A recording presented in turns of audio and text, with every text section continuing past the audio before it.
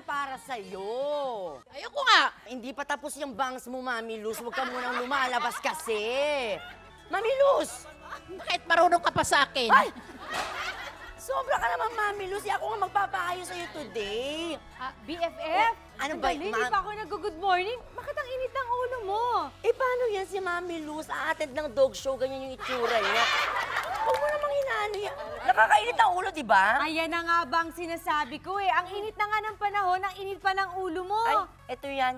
Hindi mo kakayanin, hindi lang ako yung mainit ang ulo. Bakit? Napanood mo ba yun sa Facebook, yung viral ngayon? Ay, Oh. yung video nagagalit yung Oo, yung lalaki sa van, tapos dinadama yung pasahero. Naku, panuorin mo to, mas hindi mo kakayanin to. Ayan o. Wala akong ulam.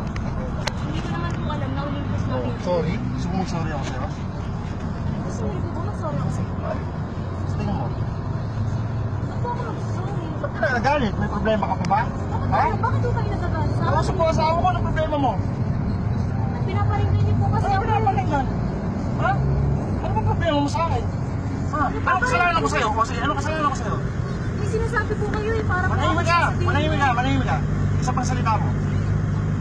Nakaalan din ako para sa babae. Isa pang salita mo. Alam mo. Nako, yan na nga ba ang sinasabi ko eh. Minsan yung init ng ulo natin eh, nagbe-blend sa init ng panahon. Pero syempre, Correct. hindi pa rin dahilan yan para mag-init ang ulo natin. Ikaw ba nakaka-relate ka doon pag mainit ang panahon, wala ka sa mood?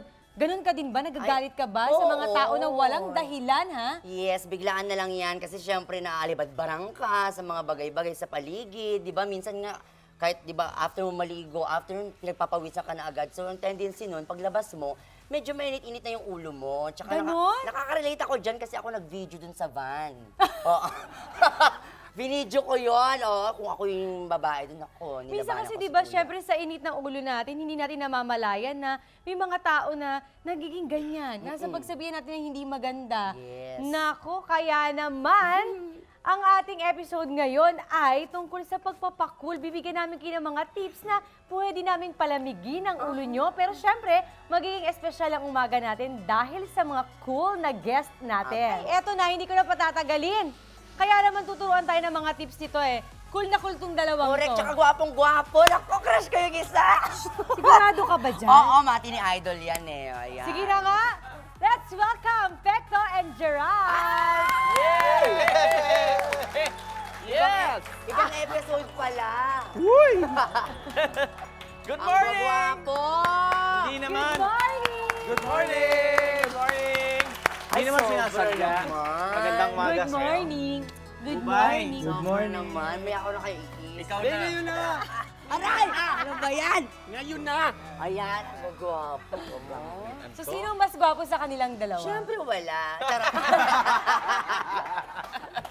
Siyempre yung single pa, si Gerald, kasi may asawa na si Kuya Pecto Oo. eh. Bakit pag may asawa ba, bawal kang magwapuhan?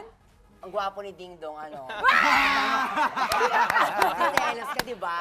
Oo. Kaya kay Gerald. May Sige point na naman, nga. may point naman. At yung question ko, Mm. bilang komedyante kayo, hindi ba? Na-apply ba Ano yun? Heartthrob to! Ano ka ba? Diyanti Mga pala. serious Siyempre, actors. di ba? Parang naaapektuhan ba yun? O na-apply nyo ba yung pagiging komedyante, no? Kapag may nakikita kayo na hindi maganda o nagiinit ang ulo nyo o iba kayo sa totoong buhay? Bipolar kasi lahat ng komedyante. Aray? Kasi marami, Nataktan din ako, aray. Agree. marami nagsasabi kasi pag sa personal daw, sa akin, natahimik daw akong tao. Marami nagsasabi sa akin, na, hindi ka pala ganyan sa TV. Ako naman, sa akin, sa personal, sabihin, ang gwapo mo pala. Yan! Wow!